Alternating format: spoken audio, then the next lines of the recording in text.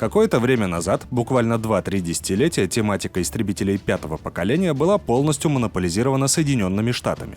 В 90-х годах они запустили программу F-22, а в следующем десятилетии продолжили еще более масштабной и амбициозной разработкой F-35.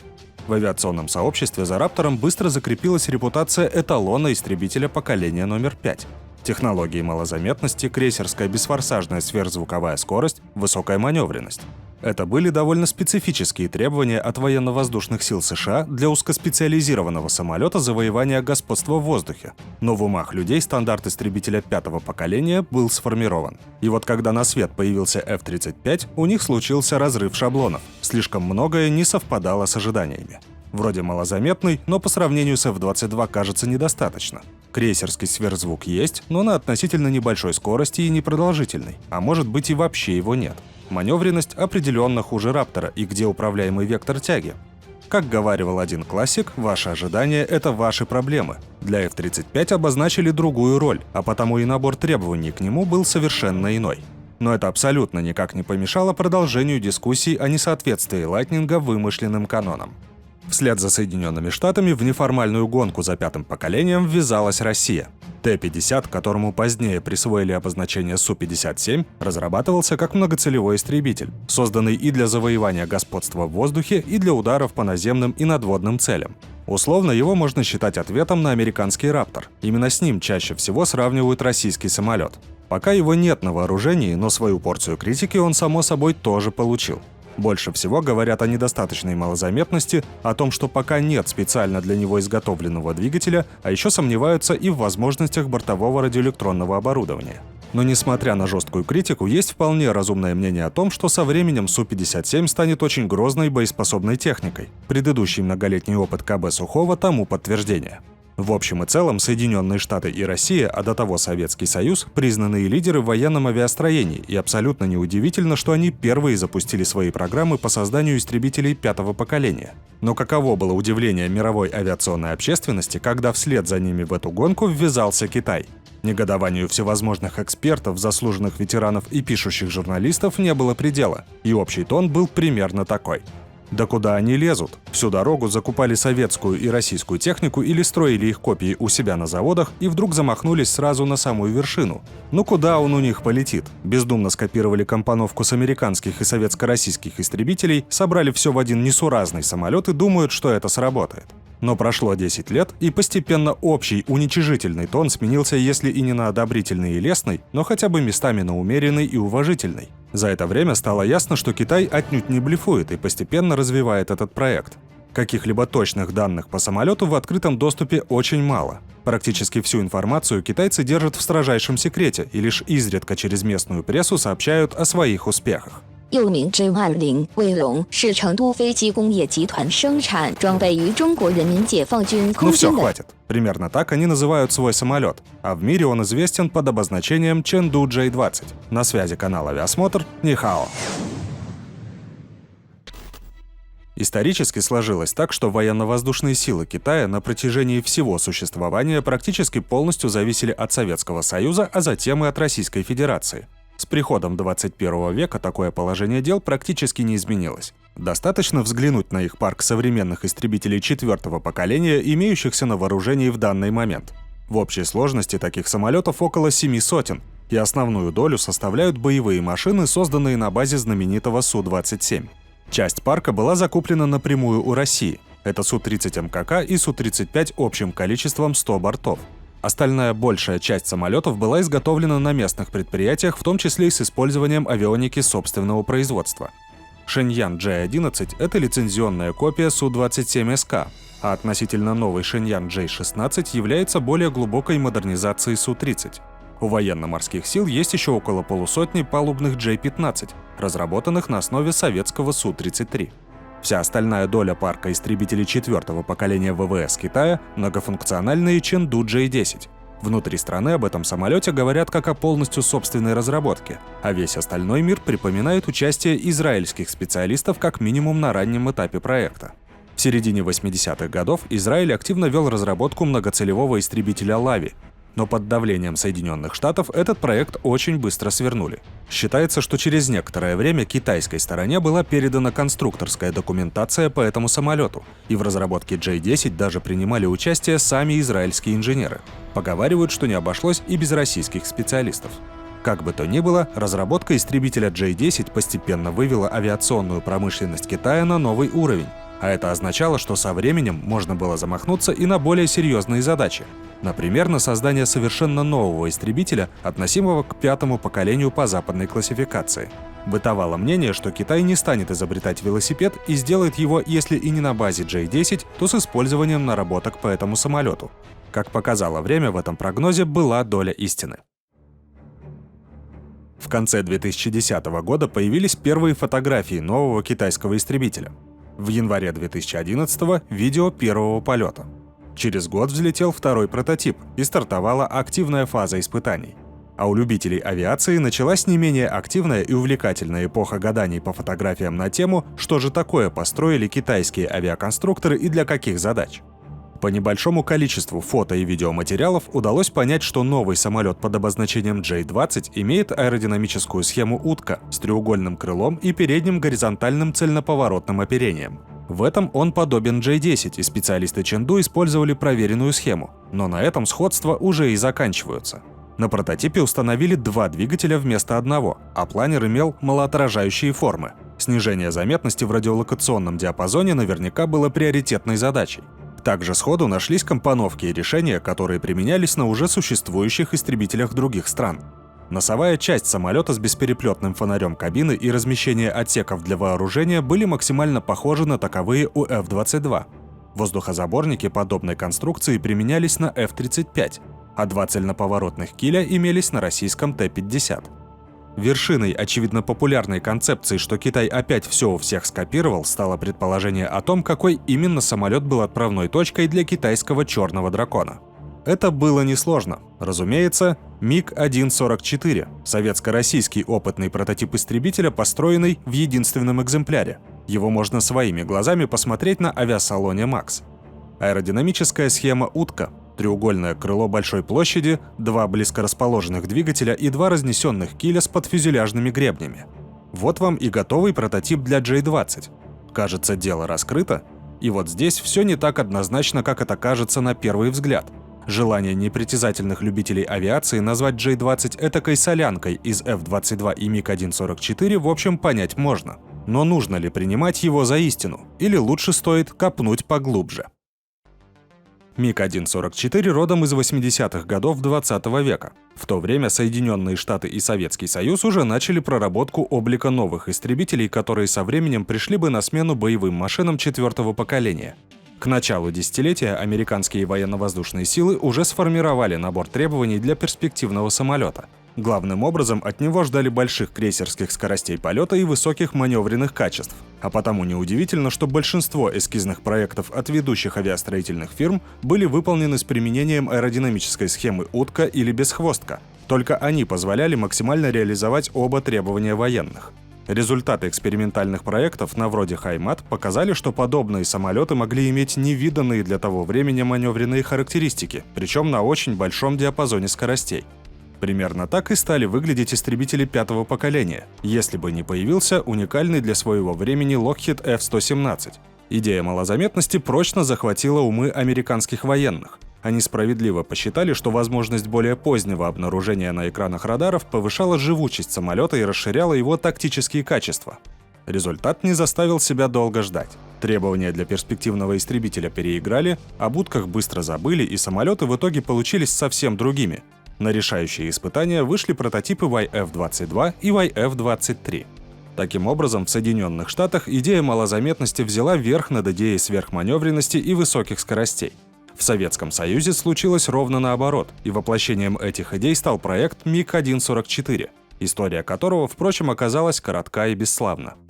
Таким образом, если инженеры фирмы Чэнду действительно взяли за основу этот советско-российский самолет, то в результате у них должен был получиться сверхманевренный и очень быстрый истребитель. А иначе зачем тогда было все это затевать? Но при более подробном взгляде на прототип J-20 было видно, что концептуально он намного ближе к американским машинам пятого поколения, хотя при этом внешне похож на МиГ-144.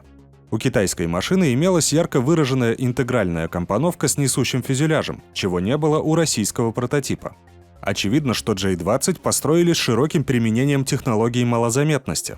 Планер имел малоотражающие формы, и все вооружение размещалось во внутренних отсеках. 1.44 при всем желании никак нельзя было назвать малозаметным. Формы планера и отсутствие внутренних отсеков тому явное подтверждение. Визуальную похожесть самолетов по большей части формирует наличие треугольного крыла и двух широко разнесенных килей с подфюзеляжными гребнями. Но у J-20 кили цельноповоротные и установлены со значительным развалом наружу, а наличие гребней скорее говорит о том, что подвижным вертикальным оперением относительно малой площади не удалось обеспечить достаточную путевую устойчивость на сверхзвуковых скоростях. Существенная разница у самолетов и по воздухозаборникам. У МиГ-144 он подфюзеляжный и регулируемый. На J-20 входные устройства боковые и без внутренних подвижных регулирующих конструкций. Это так называемые DSI-воздухозаборники. Впервые подобную конструкцию в 90-х годах прошлого столетия испытали на экспериментальном F-16. Результаты оказались обнадеживающими, и через некоторое время они появились на истребителе F-35. В чем разница? На традиционных сверхзвуковых воздухозаборниках имеются щели для слива пограничного слоя. На DSI-воздухозаборнике турбулентный слой воздуха разворачивают при помощи выпуклой рампы и системы скачков уплотнения, сгенерированных кромкой входного устройства. Для малозаметного самолета это оптимальный вариант, но приходится расплачиваться ограничением максимальной скорости. Вероятнее всего, она не превысит 2 махов. Вместе с этим J-20 имеет аэродинамическую схему утка, которая наравне с бесхвосткой как раз лучше всего подходит для больших сверхзвуковых скоростей. Примеров таких самолетов масса, начиная от бомбардировщиков и заканчивая разведчиками и даже пассажирскими самолетами. Все они имели тонкое треугольное крыло большой стреловидности и малого удлинения, обладавшее сравнительно низким коэффициентом аэродинамического сопротивления на сверхзвуковой скорости. При этом схема утка по своим качествам имеет солидное преимущество перед бесхвосткой. Переднее горизонтальное оперение, создающее подъемную силу, значительно уменьшает потери на продольную балансировку. Сходящие с него вихри могут ощутимо повысить подъемную силу крыла, а оно у J-20 еще и с наплывами. Налицо стремление сделать самолет особенно эффективным на сверхзвуковых скоростях, но при этом сохранить хорошие маневренные качества и в дозвуковом полете. К началу 2014-го прошло 3 года с момента первого полета прототипа J-20. В испытаниях участвовали все те же 2 машины, и бытовало довольно популярное мнение, что это все так и останется в статусе демонстратора технологий. Тем более, что за этот период абсолютно никаких официальных новостей о проекте не поступало. Но затем, на удивление всему западному миру, события начали развиваться очень стремительно. В марте 2014-го взлетел новый прототип с бортовым номером 2011. В течение нескольких месяцев в небо подняли еще 3 таких же самолета, а в следующем году к испытаниям подключили 2 дополнительных аналогичных борта. Такой прыти от Китая, пожалуй, не ожидал никто.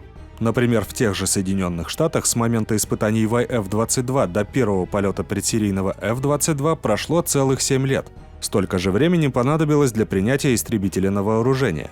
А у Китая первые серийные J-20 военно-воздушные силы начали осваивать уже в 2016-м. Через год в местных СМИ появилась информация о том, что самолет официально принят на вооружение. А дальше больше. В китайской прессе стали называть прогнозируемые планы по производству J-20. Сообщалось, что в первые 3-5 лет фирма Чэнду готова поставлять до 20 самолетов в год, а затем, когда на полную заработают 3 сборочные линии, и вовсе до 36. Таким образом, уже к концу 2021 года количество серийных J-20 должно было перевалить за 100. По разным оценкам, от 50 до 75 истребителей уже находятся в строевых частях. А теперь с небес на землю. Поразительные темпы доводки машины и столь быстрое принятие на вооружение, конечно, впечатляют, но все ли так гладко на самом деле? Используя известную русскую поговорку, можно сказать так: в этой китайской бочке меда точно больше 1 ложки дегтя. И самая большая — это двигатели. Практически все серийные J-20 оснащены российскими турбореактивными двигателями АЛ-31 модификации FN или FM2. На остальных силовая установка состоит из двух WS-10 местного производства. Проблема с двигателями – настоящий бич китайской авиапромышленности, и на протяжении нескольких последних десятилетий в эту сферу вкладываются огромные ресурсы, чтобы хоть как-то приблизиться к мировым лидерам и, наконец, ликвидировать полную зависимость от российских двигателей. Еще 10-15 лет назад положение дел было весьма плачевным. Силовые установки собственного производства имели ресурс всего несколько десятков часов. Но в последнее время все чаще говорят о том, что Китай добился определенных успехов. Разумеется, о конкуренции на равных речи быть не может. Ведущие двигателестроительные компании из Америки, Европы и России многими десятилетиями ведут непрерывную работу. Но, судя по всему, Китай уже способен делать двигатели, аналогичные по характеристикам с теми, что устанавливались на истребители 4-го поколения в 80-х-90-х годах. Серийные J-20 совсем скоро перестанут или уже перестали оснащать российскими АЛ-31F и планируют полностью перейти на самую мощную модификацию WS-10 с максимальной тягой на форсаже 14,5 тонн. Вероятно, часть этих машин будет оснащена соплом с управляемым вектором тяги. Сейчас оно активно испытывается на опытных самолетах, а его текущие возможности недавно продемонстрировал истребитель J-10 на одном из авиашоу. Но больше всего китайцы ждут другой двигатель – WS-15. Именно с ним J-20 должен сполна раскрыть все заложенные летно-технические данные. Заявляется, что он будет обладать максимальной форсажной тягой в 16-18 тонн. Но наиболее важно здесь то, какую тягу он способен выдавать без использования форсажного режима. Если это будут запланированные 10-11 тонн, то этого в теории должно хватить для сверхзвукового крейсерского полета на скорости около 1,5 махов и даже выше. Какова она с текущими двигателями, нет никаких сведений. Оптимистичные прогнозы предрекают появление WS-15 на серийных самолетах ближе к 2025 году. А что там по огневой мощи? Для размещения вооружения предусмотрены 3 внутренних отсека, 2 боковых и 1 центральный. Компоновка аналогична таковой на американском «Рапторе», но есть нюансы.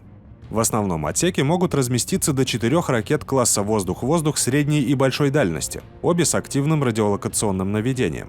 Изделия PL-12 и PL-15 — это основной калибр китайского истребителя, ровно так же, как АИМ-120МРМ для F-22. На случай ближнего боя имеются 2 высокоманевренные ракеты малой дальности PL-10 с тепловой головкой самонаведения. Они размещены по одной в боковых отсеках. И здесь китайские инженеры придумали довольно любопытное решение. Перед пуском ракета выводится в поток на специальной направляющей, а створка отсека закрывается обратно, что является большим плюсом с точки зрения аэродинамики, когда самолет ведет интенсивное маневрирование. К тому же ракета сможет захватить цель до пуска, а после потратить свою энергию более эффективно. Можно было бы еще что-то рассказать, например, об авиационной пушке, но ее на J-20 нет. И это очень о многом говорит по части тактики боевого применения этого самолета. Чего еще нет, так это подробных сведений о характеристиках бортового радиоэлектронного оборудования, но его состав говорит о стремлении максимально повысить ситуационную осведомленность и боевую эффективность.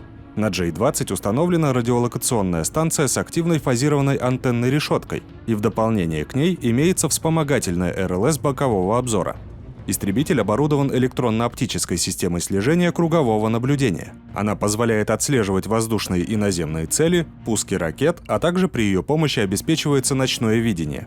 Боевые возможности существенно расширяет прицельная электронно-оптическая система, размещенная в носовой части фюзеляжа. По набору авионики J-20 абсолютно ничем не уступает F-35, самой передовой на данный момент американской техники. А если ее характеристики окажутся близкими или сопоставимыми, то это делает китайскую машину по-настоящему мощным боевым авиационным комплексом. В январе 2021 года исполнится ровно 10 лет, как началась летная карьера Чэнду J-20. За все это время программа создания истребителя прошла путь от 2 довольно неказистых прототипов до нескольких десятков готовых серийных машин. При этом удивляет не только количество, но и качество проработки и изготовления самолетов, по крайней мере визуально. В этом они не уступают американским образцам. Какой-либо достоверной информации об истребителе по-прежнему мало. Китай старательно хранит в тайне практически все данные по J-20. Но к настоящему моменту можно, например, с уверенностью говорить о его тактической роли. Это малозаметная платформа большого радиуса действия, предназначенная для патрулирования и перехвата воздушных целей на крейсерской бесфорсажной сверхзвуковой скорости. На это указывает аэродинамическая схема, формы планера и номенклатура вооружения. Вполне вероятно, что в будущем функционал расширят и до работы по земле. Состав бортового оборудования это позволяет, но в прямом смысле узким местом является внутренний отсек для вооружения. Некоторая неопределенность все еще остается. А есть ли уже крейсерский бесфорсажный сверхзвук? Вполне может быть, но вряд ли больше 1,2 маха и только на определенных высотах. Достаточно ли малозаметен J-20? Судя по всему, китайцев эти показатели устроили. Недаром же они берегут истинные значения при помощи линз Люнеберга. Хотя имеется расхожее мнение о том, что схема утка не особо подходит под требования малозаметности. При этом деликатно умалчивается, что и традиционная нормальная схема в этом деле тоже не самый лучший вариант. Как бы то ни было, рядом с J-20 вопросов будет всегда больше, чем ответов. Восток – дело тонкое. Это канал «Авиасмотр». Большое спасибо за внимание и до встречи в новых сюжетах.